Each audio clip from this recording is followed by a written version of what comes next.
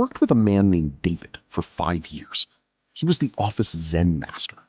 While the rest of us were panicking about deadlines, David would just smile, sip his tea, and say, "It will get done."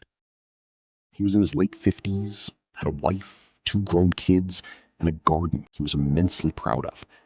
He was the most normal, gentle person you could ever meet. One year, at the company holiday party, we were all a few drinks in.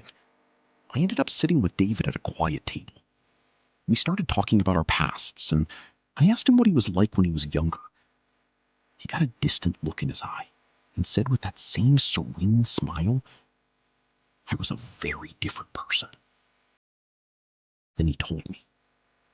He said that in his early 20s, he had a bad temper. He confessed that he had once been in a bar fight that ended with the other man in a coma. He was never caught. A few years later, in a fit of road rage, he followed a man home and waited for him. He didn't say what happened next, only that the man didn't bother him again. He spoke about these events with zero emotion. No pride, but also no remorse. It was like describing scenes from a movie he'd once seen.